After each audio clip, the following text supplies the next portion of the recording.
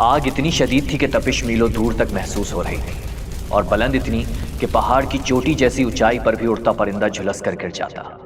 एक शख्स को मंजीनीक पर बांधा गया था जिन्हें उस हौलनाक आग में डालना था। सब कुछ तैयार था। रुए जमीन पर आग बुझाने वाला कोई न था और कोई चाहता भी तो नहीं बुझा सकता था, मगर उधर आसमान में उड़ती एक छोटी सी चिड़िया ये कोशिश कर रही थी। वो चोंच में पानी भरकर लाती जो कि सिर्फ एक कतरा होता। आग पर गिरता पर क्या करता? वो तो शायद आग में गिरने से पहले ही तपिश से भाप बनकर उड़ जाता होगा। मगर चिड़िया नहीं रुक रही थी। वो ये अमल दोहराती रही, बार बार चोंच से पानी भरकर गिराती रही, क्योंकि जिन्हें आग में डाला जा रहा था वो खलीलुल्लाह इब्राहीम अलैहिस्सलाम थे। मकाम था बाबुल और आग भड़काने का हुक्म देने वाला था नमरूद। मगर मैं तो आपकी तवज्जो उस चिड़िया की जानिब दिलाना चाहता हूं जिसकी अदा अल्लाह को पसंद आ गई, जो जानती थी कि उसके एक एक कतरा पानी गिराने से आग नहीं बुझेगी, मगर फिर भी वो अपने हिस्से का काम कर रही थी। क्या आज हम अपने हिस्से का काम कर रहे हैं? आपका नहीं पता, मगर मेरे पास इस सवाल का जवाब है, जी हाँ। थिंक वजूद में ही अपने हिस्से का काम करने आया है। कहानियां सुनाकर जमाना बदलने आया है। मुआशरे की नेगेटिविटी को पॉजिटिविटी से रिप्लेस करने आया है। हर जरूरी इंफॉर्मेशन आप तक पहुंचाने आया है। सीना बसीना इल्म बढ़ाने का सिलसिला आपसे जोड़ने आया है। माजी की हकीकत और हाल की परेशानी दिखाकर आपका फ्यूचर सिक्योर करने आया है। आपको मसले गिनवाने नहीं बल्कि उनका हल बताने आया है। हमसे रिश्ता जोड़कर आपको लगेगा जैसे मैदान में आपका बड़ा भाई आपको जितवाने आया है। खवातीन फील करेंगी कोई तो उनके हुकूक गिनवाने आया है।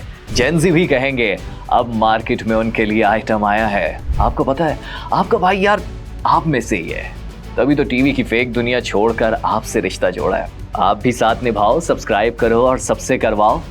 बता दो सबको कंटेंट की दुनिया में इनकलाब आया है।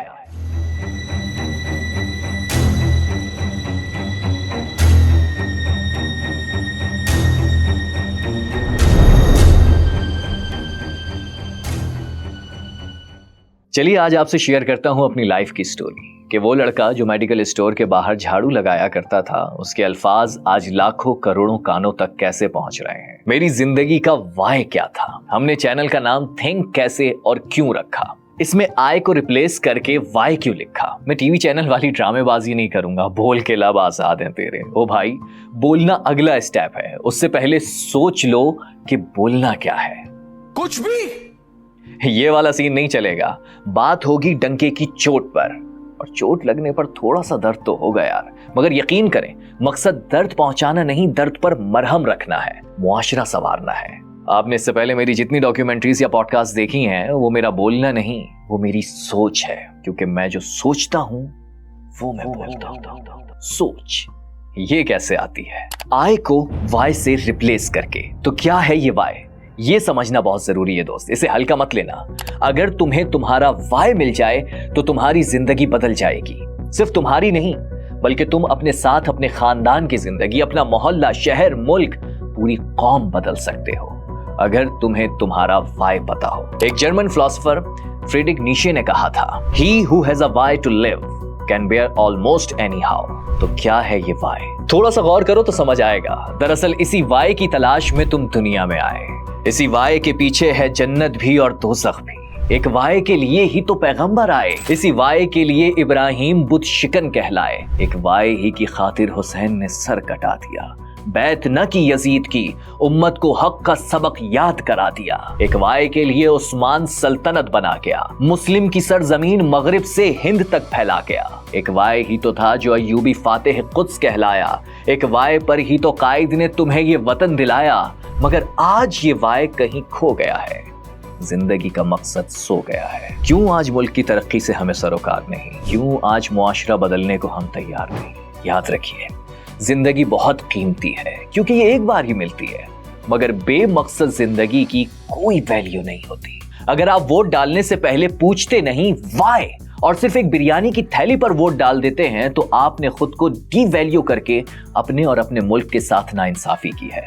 अगर आप बेमानी और लायानी वीडियोस बनाकर अपलोड किए जा रहे हैं तो बिलीव मी, आपकी जिंदगी का कोई वाई नहीं है बॉस। दुनिया के किसी भी कोने में कुछ गलत देखकर आपको फर्क नहीं पड़ता, तो बिलीव मी, आपके पास कोई वाई नहीं है। Think why you are here. आपको पता है, अमेरिका में काली रंगत वालों को कभी इंसाफ नहीं मिलता। अगर 1950 की दहाई में मार्टिन लूथर ना बोलते think Why should people live under racial injustice? उनके इस एक वाई की वजह से ब्लैक अमेरिकन्स को इज्जत मिली, बराबरी के हुकूक मिले, वोट का हक मिला। दुनिया ने उसका वाई तस्लीम किया और इन्होंने तो एक वाई की खातिर 27 साल जेल में गुजार दिए। Why should my people suffer under apartheid? क्यों मेरे लोग दूसरे दर्जे के शहरी हैं? इस वाई की बुनियाद पर दुनिया ने साउथ अफ्रीका की आजादी देखी और वो सदर बने। Think Y. चलिए इन सब चीजों से हटकर कुछ और बताता हूं। खूबसूरत इंसान तो बहुत देखे होंगे, लेकिन कोई ऐसा बंदा देखा है जो मशीनों में खूबसूरती ढूंढता हो? जी हाँ, क्योंकि उसका वाई यही था। Why can't technology B beautiful, personal and powerful? वो इसी वाई के पीछे निकल पड़ा। लोग कहते थे कि भाई मशीनें तो सिर्फ काम की चीज हैं, मगर वो कहता था सिर्फ मशीनें बनाने से फर्क नहीं पड़ता, वो खूबसूरत होनी चाहिए। फर्क तब पड़ता है जब वो तुम्हें अट्रैक्ट करें। और फिर दुनिया ने एप्पल और आईफोन के खूबसूरत कंप्यूटर और मोबाइल फोन्स और दीगर मशीनें देखी। जी हाँ, मैं बात कर रहा था स्टीव जॉब्स की। इन्होंने तो एक वाई की खातिर खूबसूरत मशीनें बनाई, लेकिन ऐसी मिसालें भी मिलती हैं जिन्होंने पूरे मुल्क बनाए, पूरी कौमें जन्म दी। याद है ना, जापान हिरोशिमा और नागासाकी के बाद मट्टी में मिल गया था, लेकिन जरूरी है कि आपका वाई सलामत हो, वो मट्टी में ना मिल गया हो। जापान के पास वाई था। Think Y. उन्होंने सोचा, पूछा अपनी कौम से कि हम क्यों हार गए, क्यों ना हम दुनिया में खुद को मनवाएं, और आज वो टेक्नोलॉजी और डिसिप्लिन में सबसे आगे है। इसी तरह जर्मनी दूसरी जंग अजीम के बाद दुनिया उसे नफरत से देख रही थी, मगर फिर वही थिंक वाई। उन्होंने सोचा और वाई तलाश किया, क्यों हम दुनिया में इंसानियत की बेहतरीन मिसाल नहीं बन सकते। और आज देखिए, जर्मनी यूरोप का लीडर है। मुसीबत में घबराया नहीं करता। कायदे आजम का वाई तो आपको मालूम ही होगा, क्यों मुसलमान आजादी और इज्जत के साथ जिंदगी नहीं गुजार सकते, और इसी क्यों के जवाब में ये वतन वजूद में आ गया। ये तो बहुत बड़ी हस्तियों की दास्तानें आपके सामने रखी हैं, जिन्होंने वाई की खातिर दुनिया के नक्शे बदल दिए। इन हस्तियों के सामने मैं खाकसार हूं, लेकिन मेरे पास भी वाई है, क्योंकि मैं सोचता हूं। अपनी कहानी आपको आगे चलकर सुनाता हूं कि किस तरह मेडिकल स्टोर पर झाड़ू लगाने वाला लड़का आज पाकिस्तान के एक बड़े डिजिटल मीडिया ग्रुप का को-फाउंडर है। मगर मुझे अफसोस होता है ये देखकर कि आज हमारे वतन में बहुत कम लोग ऐसे होंगे जिनको अपना वाई मालूम होगा, जिन्होंने अपनी जिंदगी को एक मकसद दिया। हम रोज शाम की चाय के साथ खबरें पढ़कर कहते हैं हमारी हुकूमत, हमारे इदारे गलत हैं। हम रोज सोचते हैं कि कोई आए और हुकूमत गिरा जाए, हुक्मरान बदल जाएं, लेकिन खुद को बदलने का नहीं सोचते। क्यों नहीं सोचते कि अपनी जात में तब्दीली लाएंगे तो हुक्मरान भी अच्छा पाएंगे। उसके लिए यह जानना बहुत जरूरी है कि आपकी जिंदगी का वाई क्या है। अगर आपकी जिंदगी में कोई स्ट्रॉन्ग वाई है तो बिलीव मी, हाउ कितना भी मुश्किल ही क्यों ना हो, आप मंजिल तक पहुंच जाएंगे। यानी हालात चाहे कैसे भी हों, अगर आपको वाई पता है कि जो आप कर रहे हैं वो क्यों कर रहे हैं, जो नहीं हो रहा वो क्यों नहीं हो रहा, अगर आपका जहन ये सवाल उठाता है तो बिलीव मी, मैं और आप ही हैं जो बदलेंगे न सिर्फ पाकिस्तान बल्कि इस दुनिया को एक स्ट्रॉन्ग वाई के साथ।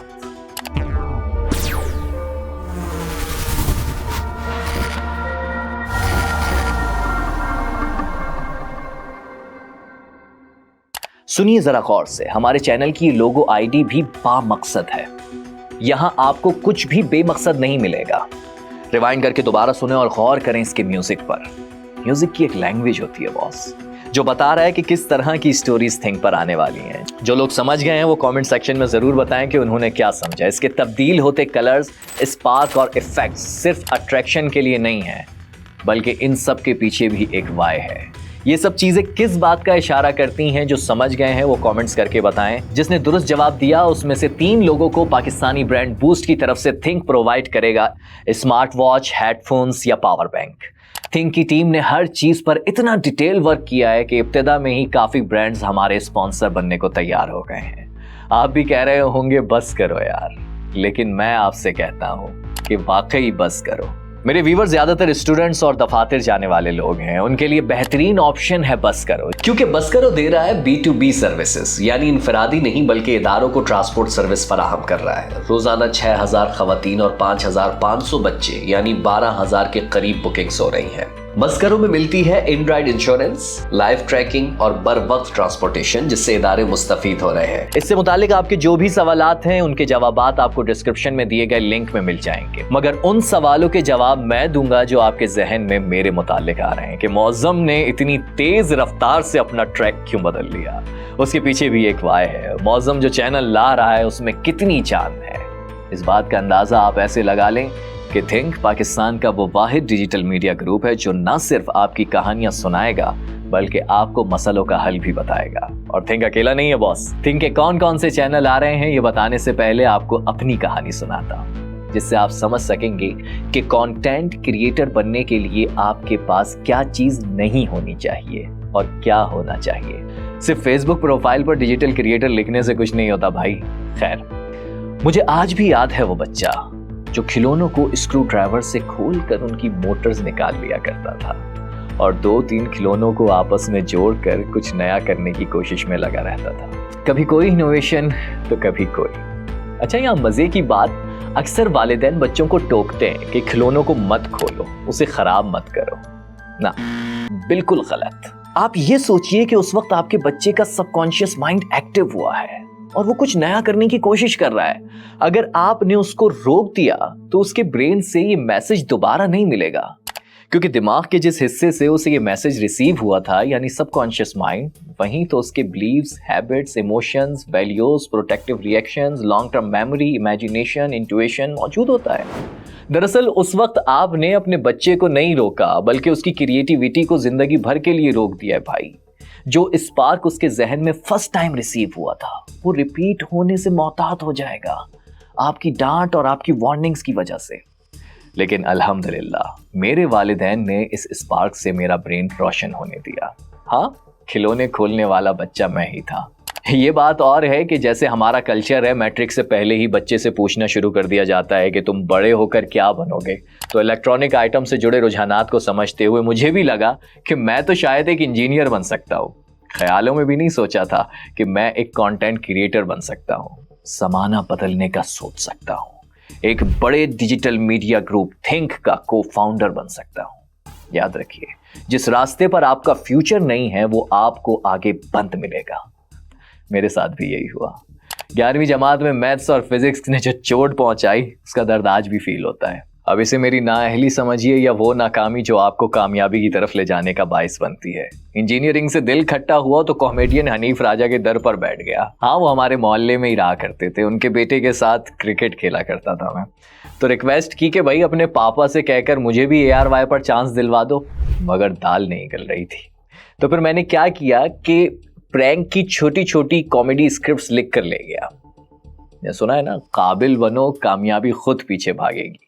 मेरे आइडियाज और लिखने का अंदाज उन्हें पसंद आया, तो बस फिर क्या, 14 साल की उम्र में पहली बार मैं टीवी पर नजर आया। लोगों ने वाह वाह की तो डोपामिन मिलने लगा, मगर ये मेरा वाई नहीं था। मतलब कोई भी वो अमल जिससे आपको डोपामिन मिल रहा हो वो आपका वाई थोड़ी हो सकता है, जिंदगी का मकसद थोड़ी बन सकता है। हाँ, हमारे घर में खबरें सुनने, तज्जियों, तबसरों का बड़ा रुझान था और मुल्क में करप्शन, लूटमार और नाइंसाफी का राज था। ये सब देखकर मेरे ब्रेन में सेंसेशंस हो रहे थे यार। ये मत पूछना कि कौन से सेंसेशंस। और हाँ, उनको कोई पिल्स कंट्रोल भी नहीं कर सकते थे सिवाय एक चीज के, वो था मेरा वाई। मुझे मेरा वाई मिल गया कि मैं इन हालात में चुप क्यों रहूं, क्यों ना बोलूं। उस दौर में सोशल मीडिया इतना एक्टिव नहीं था, तो फिर क्या, न्यूज एंकर बनने की ठान ली।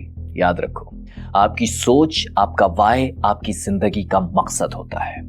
जो आप गुजरे हुए कल में डिसाइड करते हो वही आपको आने वाले कल में मिल रहा होता है। और मैंने डिसाइड किया था अपनी सोच को अपना कंटेंट बनाना। ऐसा कंटेंट जो लोगों की जिंदगी बदलने का, सोच बदलने का, मुआशरे में बेहतरी लाने का, कुछ गलत हो रहा है तो उसे ठीक करने का बाइस बने। मेरी मंजिल, मेरे वाई की शुरुआत होती है एक टिकर ऑपरेटर के तौर पर। टिकर ऑपरेटर वो होता है जो स्क्रीन की आखिरी पट्टी में लिखा हुआ चल रहा होता है। फिर खबरें बनाना सीखी, वॉइस ओवर करने लगा, फारिग टाइम में एंकर्स को देखकर दोहराने की कोशिश करता और बिल आखिर न्यूज एंकर बन ही गया। मंजिल पर पहुंचकर पता चला अभी तो मंजिल दूर है। ये मेरे वाई का रास्ता है मगर मंजिल नहीं, क्योंकि मुझे तो सवाल उठाना है और न्यूज एंकर तो एक पपेट होता है, जो लिखा है बस वो पढ़ना है, अगरचे उससे मुतमईन हो भी कि नहीं। आगे चलकर पता चला कि प्रोग्राम एंकर भी एक पपेट होता है। 25 से 40 लाख रुपए तनख्वाह यूं ही थोड़ी मिल रही होती है बॉस, किसी खास नैरेटिव का साथ देने पर इतना पैसा मिलता है। और ये मेरा वाई नहीं था। टीवी की दुनिया में क्या कुछ हो रहा है वो डिटेल में अलग से एक एक्सप्लेनर डॉक्यूमेंट्री में बताया जा सकता है। बहुत सी चीजें आप जानते भी, तभी तो टीवी देखना छोड़ दिया आपने। मुझे मेरा वाई तो पता चल गया था, मुआशरे की बेहतरी के लिए काम करना, मगर बड़े कैनवस पर वो कैसे हासिल हो, रास्ते की तलाश मुकम्मल हुई तब जब समा बदला और मेरी रफ्तार तेज हो गई। आपने मुझे मेरी सोच के साथ, मुझे मेरे वाई के साथ पसंद किया, मगर फिर अंदाजा हुआ ये भी रास्ता है भाई, मंजिल तो अभी और दूर है। आपका रास्ता भले मुश्किल हो, मंजिल दूर हो, लेकिन अगर आपका वाई क्लियर है तो आप मंजिल तक पहुंच ही जाते हैं। जैसे YouTube के एल्गोरिदम ने मुझे आपसे मिलवाया, इसी तरह कुदरत के एल्गोरिदम ने मुझे मेरे हम ख्याल लोगों से मिलवाया। मैं तो अल्लाह के हुक्म पर अमल करते हुए अपना रिज़्क़ तलाश करने निकला था। यहाँ मेरी मुलाकात हुई एक ऐसे शख्स से जिसके पास एक स्ट्रॉन्ग वाई था, जिसने अपनी जिंदगी को एक वाज़े मकसद दे रखा था। उनका वाई सुनकर मैं भी हिल गया, क्योंकि इस दौर में जब लोग पाकिस्तान से बाहर जाने का सोच रहे हैं, ये एक वाई की खातिर बैरून मुल्क से पाकिस्तान चले आए। मुआशरे में बेहतरी लाने के लिए, लोगों की जिंदगियां और उनकी सोच बदलने के लिए हमने मिलकर काम करने की ठानी। मैंने साफ कहा मुझे तो एक ही काम आता है भैया, कहानियां सुनाना, इसी से बदलना चाहते हैं जमाना। जवाब में कुछ बोलने के उन्होंने सुना दिया मुझे एक जबरदस्त सा गाना। मैं काबुल से निकली तितली की तरह मुहाजिर हूँ। अच्छा, उसमें भी स्टोरी टेलिंग थी। यूं समझ लीजिए सदाकार, गुलूकार, कलाकार सब एक ही पैकेज में मिल रहा था। मैंने भी झट से हाथ मिला लिया। बहस चल पड़ी कि नाम क्या रखें चैनल का। मैंने बहुत कुछ सोचा और इन साहब ने भी बहुत कुछ सोचा, लेकिन मैं अक्सर अपनी टीम से कहता हूं सिंपल इज नॉट इजी। इस पेचीदगी का हल निकाला एक मल्टी टैलेंटेड प्रोफेशनल लेडी ने, जो कि कोई और नहीं बल्कि हमारी HR मैनेजर है।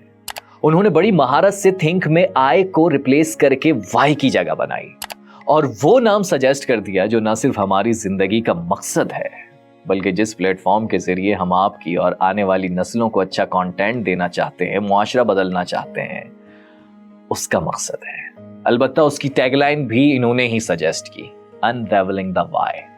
ये वाई ही है, वो क्यों ही है ये जो आपके जहन की गिरहें खोलेगा जब आप खुद से पूछेंगे क्यों। और हाँ, जैसे कि मैंने कहा कि थिंक अकेला नहीं है। जहां एक तरफ थिंक आपकी रूह झंझोड़ेगा, वहीं आपकी रूह की ग़िज़ा के लिए थिंक वॉइस भी आने वाला है, जिसके लिए इंडस्ट्री का एक बड़ा नाम हमारे साथ जुड़ गया है। थिंक वॉइस के आने वाले सीजन न सिर्फ आपकी समातों से दिल में उतरेंगे, बल्कि आपके अंदर भी कोई कलाकार छुपा है और उसे अब तक कोई प्लेटफॉर्म नहीं मिला, वो हक नहीं मिला जहां तक उसे पहुंचना चाहिए, तो समझिए आपकी मुश्किल आसान हो गई, क्योंकि थिंक वॉइस पाकिस्तानी टैलेंट तलाश करके दुनिया के सामने लाएगा। इस चैनल को भी जल्दी से सब्सक्राइब कर लीजिए, बहुत जल्द लॉन्च होने वाला है। रुको जरा, पिक्चर अभी बाकी है। न जाने आपको याद है कि नहीं, मगर मेरी पुरानी पॉडकास्ट में अगर आप सुने तो अंदाजा होगा कि मैं अपनी इस ख्वाहिश का इजहार कर चुका हूं कि मेरी टारगेटेड ऑडियंस सिर्फ 15 से 55 नहीं, बल्कि अंडर 15 यानी 3 से 12 साल के बच्चे भी होने चाहिए। 3 से 12 साल के दरमियान कोई ऐसा बच्चा नहीं होगा जो यूट्यूब ना देखता हो, मगर उसे वहां मिलता क्या है? चंद एक के सिवाय पाकिस्तान में इस एज ग्रुप के लिए कोई कंटेंट नहीं बना रहा, लेकिन हम अपने छोटे बच्चों को भी एजुकेट करेंगे। यही सोच थी इन साहब की भी, जिन्होंने मुझसे हाथ मिलाया।